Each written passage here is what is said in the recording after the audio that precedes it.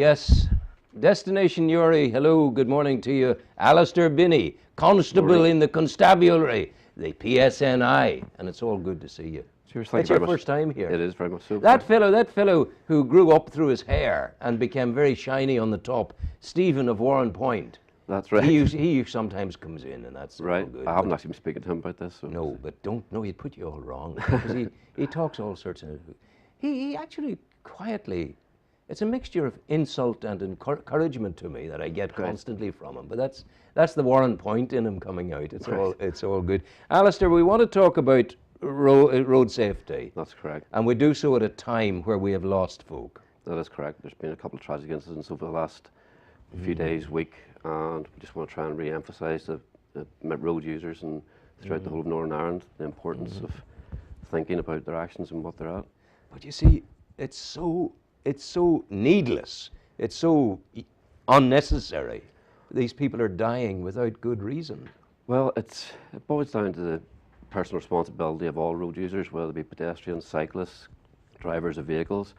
It's thinking ahead what they're doing and just paying attention to what everybody else is doing as well, because you never predicted on what somebody else is going to happen. I think really our thoughts at this time go out to the families of the two young men in County Tyrone up in Cookstown.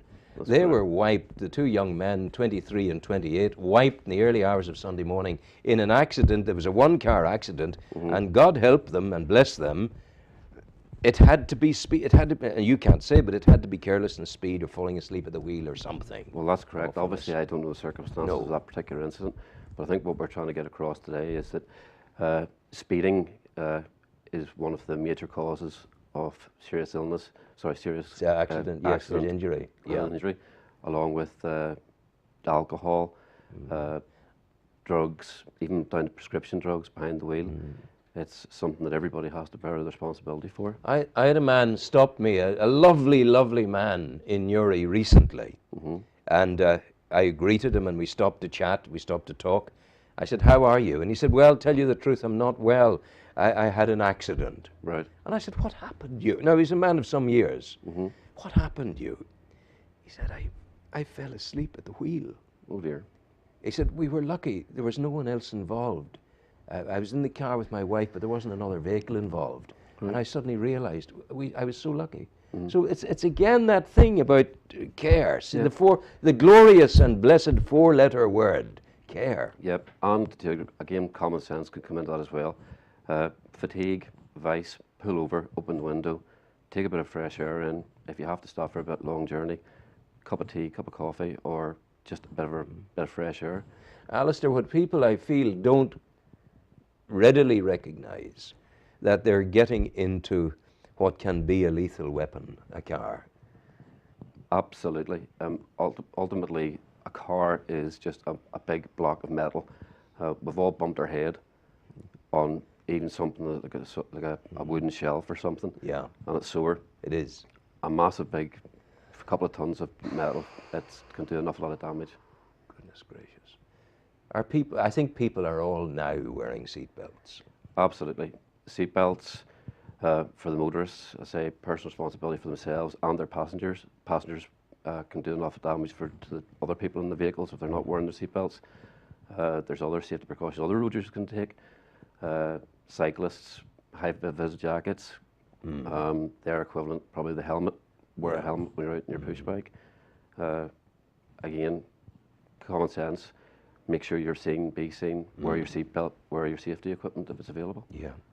I remember once going down to Warren Point in the mid-morning time with the sun just up in the sky, right in my face as I'm going down, and two cyclists on the road ahead of me. I could have wiped them. They were very lucky I didn't wipe them. I then stopped the car 500 metres further down and signalled them to come down. They hadn't realised that motorists coming at that time of the morning on a good day, that motorists were being blinded by the sun that was rising in the east, and that they were vulnerable. They hadn't realised it, and they thanked me and they went on about their business. That's right. You know. Yeah, particularly this time of year, you're going to get motorists will have to accept that the longer evenings, people are going to be out in the roads more.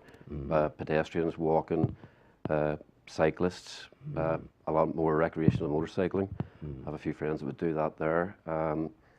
and just basically keep your eyes open and pay attention. And that's the personal well-being of yourself.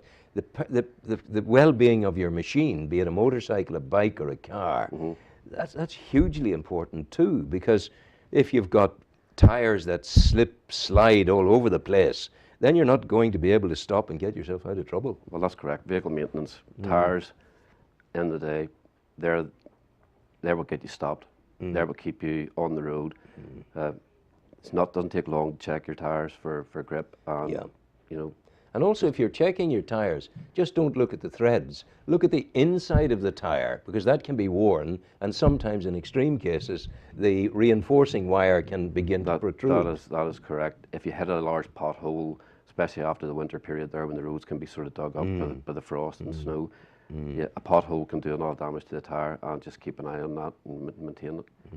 And there's a good feel about looking after your property, looking after your vehicle. You feel that you're doing the right thing. Yeah, there is surely. Ultimately, again, it boils down to your responsibility to other road users, looking after your vehicle, keeping it in safe condition. You know, you're looking after other people, pedestrians, cyclists, motorcyclists. Yeah. The people are not as likely these days to use the mobile phone in the car. That's mad. It is. It's madness altogether. And then they're texting as they're driving. Ultimately, you can't concentrate while driving the car when you're using the mobile phone. You can't. You need a hands-free device fitted. But here, what about those things? GPS. They don't. Does the legislation cover those? If you're reaching and you're pumping in GPS, and you're driving GPS. Does it? Yeah, that's it. Can you do a fella for working on his GPS?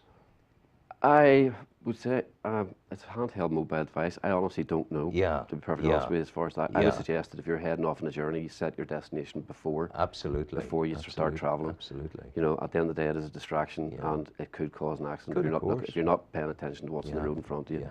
So.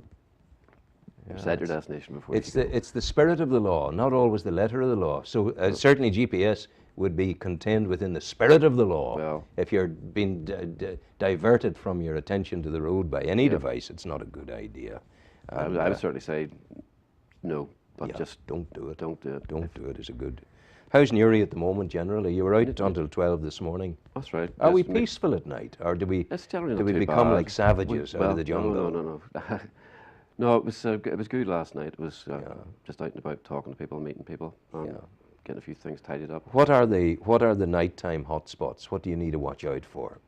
Well, Monaghan Street, that's a good point as well. Pedestrians in Monaghan Street on a Saturday night and around the local area. Saturday night, Sunday morning. Saturday night, Sunday morning. You know, basically using the main road as a footpath would encourage people not to do that there. Try and stay away from that gracious, main road is a footpath. Oh dear, dear. Well, I say ultimately we just need to try and get across that people pay attention, and again, getting across the road safety aspect. Drinking, driving, drugs, whether they be illegal or prescription drugs, people don't understand that prescription drugs can have the same effect as well. So it's just trying to get those points across. Okay, we've made the point. Have you anything else you want to tell the people before we bid you farewell? No, there's just other wee small points as well. Coming into this time of year, you're going to get an awful lot of, out especially in rural areas, farmers are going to be moving animals about from their barns out into the fields again. So just pay attention for animals. Pay attention to people riding horses, give them plenty of room as they're passing by, and just generally be safe. And always expect the unexpected. Is correct. Always look ahead. Always look ahead. And drive for the other person as well. That is correct. Know what he might do. That is correct. And be aware. And the other thing is just because the speed limit says 30 miles an hour doesn't necessarily You don't have to do 30. Exactly. Yeah. So I'm going to tell you a story now that maybe I shouldn't tell you, but when I took my Institute of Advanced Motorists test, many years ago now, long before when I was 55 and took my motorcycle license. But when I took my institute test, yes, Mr. Hand, you've done very well, the old gentleman said as he was signing it off, and now let me see your license, and I handed him my license. My license was inadvertently out of date. So I'd passed my advanced institute test with no license, but we did a wee bit of sort of nodding and winking, and he said, look, you drove so well, I wouldn't like to put you down for this. Will you go from here and get it sorted? And we did that. That was a wee bit of common sense at work. Common sense. It really, really was. Helmets are important on the old motorbikes and things like that. Absolutely. Absolutely on the motorbike. And none of this adjusting you're driving off and then you're reaching to get your seatbelt, you're bringing it around. Before you move, you need to put the seatbelt on. Is correct. Helmet is an absolute must. Yeah. Yeah, definitely. I mean, if you're talking fixed penalty tickets, that's one. That's one of them. That's where you're heading to. Again, cycles, push bikes. Yeah. Wear a helmet. I've seen that firsthand. Wear the helmet ultimately, without doubt, save the cyclist. If you come off the bike, you'll bounce, and your head will take it, and it doesn't bounce very well. No, it doesn't. Which is the thing. We wish you well. You're new to us in this part of the world. Indeed. Yeah, well, you've come to us from the cathedral city of Armagh. That's correct. Well, you know, it's a very nice city, but you're closer to the ocean here, which is all good. Alistair, go well. God bless you. Take care. Please meet you. Good Thank to you very see much. Bye-bye. Thank you. Music maestro.